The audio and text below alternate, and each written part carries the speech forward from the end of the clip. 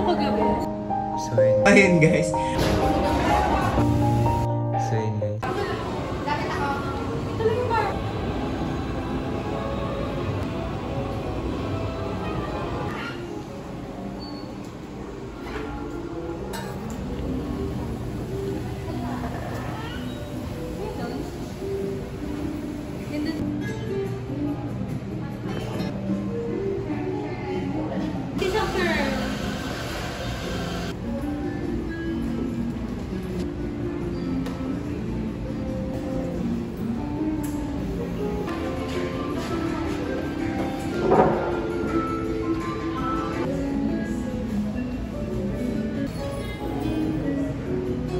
Paano palitan yung mata? Pag dumating na ba yung ano? Wala ang cute. Ako yung kita. Wala, tabingi ako. Cute tuloy yung pag sobrang gusto ko yung... So yun guys, nandito kami sa After 3 Cafe sa may Mall of Asia para kumain ng breakfast. Kahapon trinay natin, di ba? Kaso uno na. Trinay namin kahapon, mga around 6 PM. Kaso ang dami ng tao na mga ganong oras. So since naka-check-in naman kami here sa main Mall of Asia, around Mall of Asia lang din. Tama tayo ng decision. So kaya maga kami nandito. So kain na kami guys. Ano siyang mochi?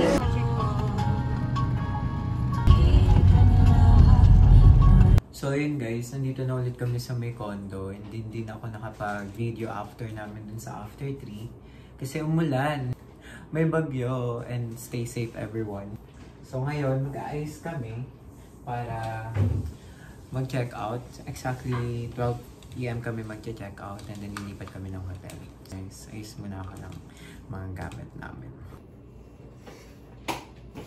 Ano pa ba? So yun, ito yung ano namin. Uy, fairness. Yung Acom. Hindi siya ganun, hindi siya malaki, hindi rin siya maliit. Saktuhan lang sa amin. Medyo makalat pa kasi nice na namin yung gamit namin. Pero may cleaning fee din naman dito. Kaya okay lang. So ito yung room. And guys, ito yung ilaw. Bakit mang ilaw nila, no? Kasi yun yung room. Ayos na natin hindi yung gamit niya. Yung nasunog niya. Yung nasunog niyang damit. Sinuot na niya. And then meron din palang isang cabinet dito. So pwede niyong ilagay dito yung mga gamit niyo. Ganun. Pero kasi as a person na palaging nag-ano din. Nasanay na kami na kung saan na lang nilalagay yung gamit. And exposed. Hindi. Pero inaayos naman namin. Kasi ito yung CR nito guys. Maganda lang sa mga condo kasi may mga ano. May mga washing. Ayan, ito yung towel na ginamit namin. Tapos ito yung sink. So, yun guys. Ayan siya. May heater na din nakasama. And then, since clay go siya, ayan yung basura namin for a night. Baka dyan lang din. Pwede mo namang itanong ko saan pwedeng iwan. So, ang ganda. Dyan ako nag-work sa table kagabi. Tapos, kompleto din sila sa mga kitchen, things. Ganun. O, diba? May mga pan. And then, meron silang induction. Ayan. So, lalabas na kami. Mag-check out na kami dito sa may shore. And then, Diretso na kaming Thailand. Diretso na kaming Thailand. See you, Thailand! See you, Thailand, Bangkok! Bangkok. Si ate. Ba't ang liit mo dito, te? Kung ka. Bakit ba nakakalit? Oo nga, mataas lang. Mag-ano? Mag-grab na din kami after. Pero wala... Pili ko mahirap. Ah, hindi. Kung may taxi dyan, sige, pwede naman. So, mag-check out muna kami.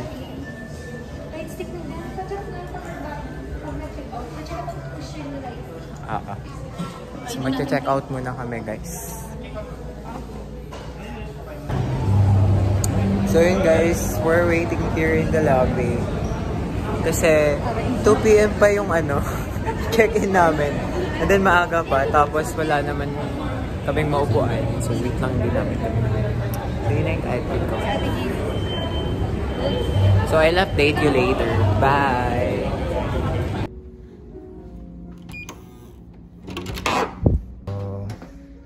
Where's the light? Let's go. Sige So, ayan. Ito yung cabinet. Again. And then, mayroong...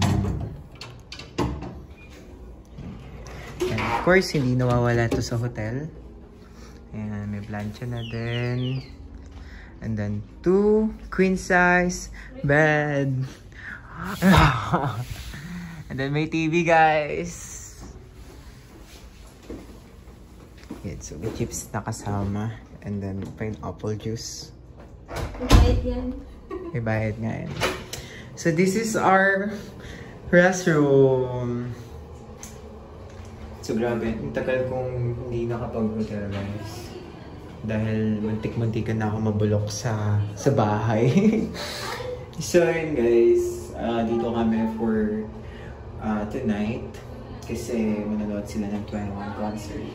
So, mamaya, balikan ko kayo. Bye!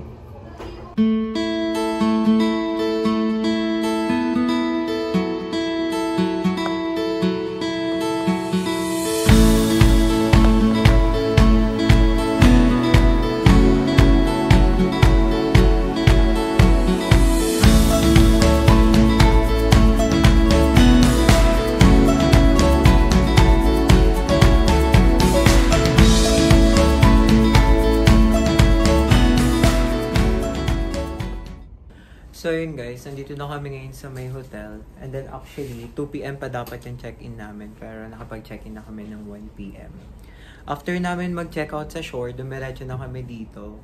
And almost an hour din tayo nag-wait, no? Tapos trinay lang din nila na mag-check-in. Tapos yun, tinayagan naman sila. So kung makikita nyo dun sa montage ko, gano'n lang yung tsura ng room namin. And then ito guys, yung view namin sa hotel. Pakita ko sa inyo. Kalsada. Kalsada. So yun guys. Tadaan! Ayan yung sea. Ay, hindi kita. Wait lang, against the light. Pakita ko sa inyo, wait. Ayan guys. SMDC pa din to. Pero sea residences na siya. Tapos kalsada siya. Ayan. Lakas na pala na. Ay, hindi. Wala pa ring ulan. So yun, kita yung Hotel 101 tsaka yung MetLife. And then, hindi ko alam kung anong kalsada tong nasa labas eh.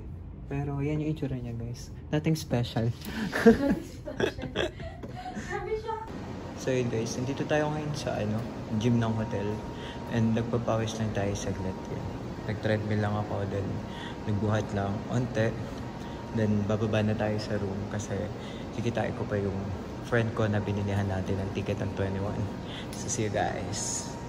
So yun guys, hindi ako nakapag-video after gym kasi nag-ice agad ako. Kasi binabagyo na kami. Wow! Hindi, pupunta kami ngayon ng mall para kumain ng light meal and then kikitain ko na din yung friend ko. Lakas kasi ng ulan guys. So, lakas ng hangin. Hala, pero kaya naman siguro. Magano na lang tayo. Grab. Taxi na lang. Hindi kasi, di tayo makakapag-abang dyan. Hindi ba sila magpapatawa? Yata eh. So yun guys, update ko kayo later. Bye!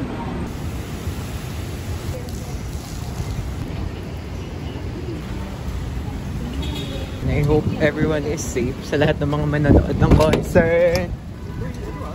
Let's go! Hello po! Nakasakay na kami ng Grab going to SM. Nasunog ko talaga yung outfit. Kamusta yung sunog mong outfit eh? Buti na, kaya naman. Kaya naman. Wala na tayong budget bumili. Wala naman choice. Hindi naman ako magpe-perform sa stage, so kaya siguro ang daming malfunction. Kaya din siguro ang daming hindi nag-ano ng day 2, no? Kasi grabe yung bagyo. Hindi naman ganun kalakas dito sa area pero malakas yung hangin.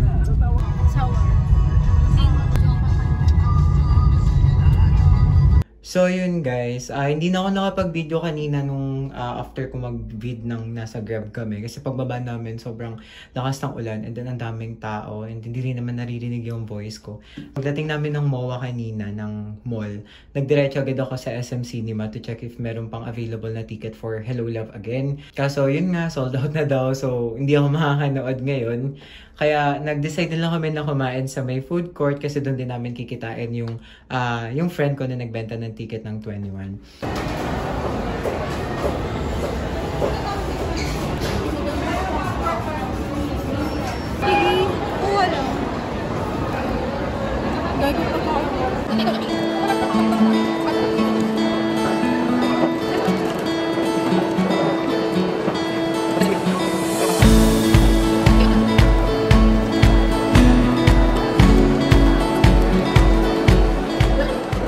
So ayun guys, we want some Filipino foods. Kaya dito kami kumain sa may Kain sa Lamesa, dun sa may food court.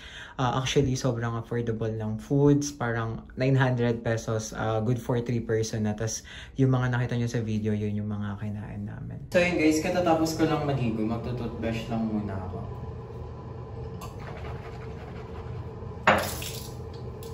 Kanina kasi guys, bago ko pumunta dito sa hotel, naulanan ako. Papunta pa lang kami sa MOA, sa mall.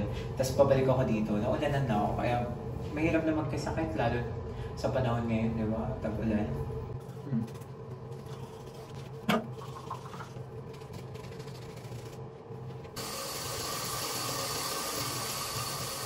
Double storage yung cellphone ko kasi dami ko pa talagang video na hindi pa na-upload.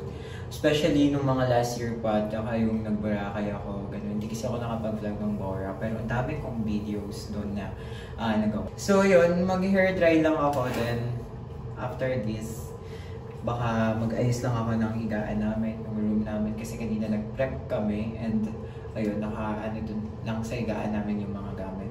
So yun guys, ma-blurry lang ako ng hair. Saan siya?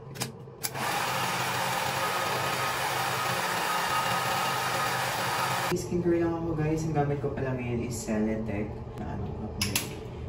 Yun guys. And then tap lang. Sa mga nakikita ko ng mga nag-skincare. Nakakainis nga kasi meron akong yung black something. Kasi may tigyawa talaga ako dyan. So dahil with the help of this toner, natuyo siya. Tapos biglang nagganyang black. Siguro dahil na din unexpected ko. Kasi pagkapunas ko ng gano'n, bigla siyang na pop. So yun guys, Celetec din yung gamit kong moisturizer. Nasa bahay kasi yung yung panglagay ko ng moisturizer, hindi ko nasama. So yun guys, tapos na ako mag-skincare and natuyo na din yung hair ko. Kaysa nung nag-hair dryer ako.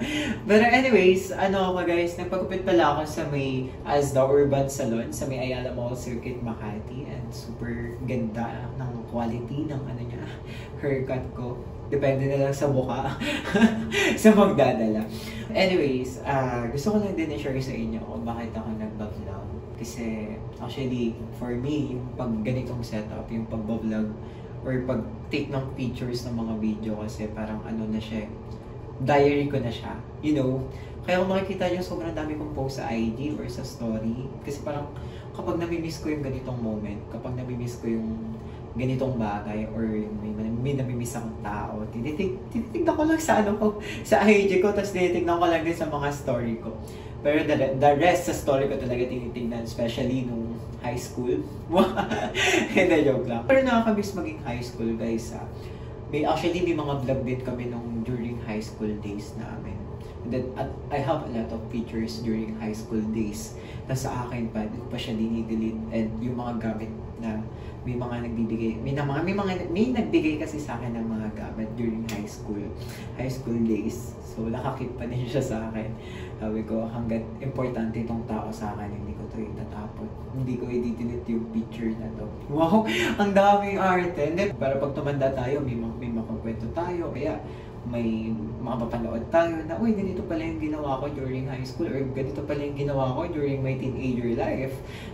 And aside from that, guys, super nag-burn out talaga ako lately. Like, naka-work from home setup kasi ako, guys. So, a lot of people sinasabi na ang dali-dali lang ng trabaho mo, nakaupo ka lang sa harap ng computer, nagtatype ka lang naman, nasa bahay ka lang naman, bakit napapagod ka ba? Pero guys, grabe, sobrang nakaka-burn out. Sobrang, parang madidrain ka eh. Aside sa, actually madali yung work ko, pero yung situation ang hirap. Kasi parang dun na lang umiikot yung lifestyle mo eh.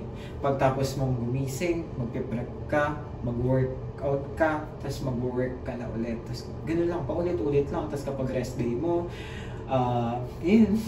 onting lang, pero parang nakakapagod pa din. So, ayun guys, kung mapapanood nyo sa video ko ngayong araw, dami kong ginawa, di ba? Sobrang productive ko, kahit kulang ako sa tulog. Sige, larga, gala akong gala. Alam niyo yun, parang minsan, bigyan din natin yung sarili natin ng time to breath. bigyan natin ng space yung sarili natin to, to think, na kalimutan yung mga bagay na mabibigat na dinadala natin. Kasi problema, hindi naman yan, hindi naman kailangan agaran or on that spot, masosolve natin yung problem na yan. Kasi minsan there's a long process para ma-solve mo yung problem na to or ma-overcome mo itong pinagdadaanan mo.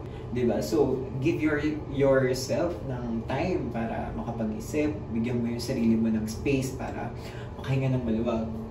Para makapag-isip ka ng tama and hindi ka makagawa ng mga maling desisyon. Okay guys, ang dami ko nang sinabi. Akala mo naman talaga. Anyways guys, thanks for watching. And I hope na nag-enjoy kayo. And don't forget to subscribe my YouTube channel.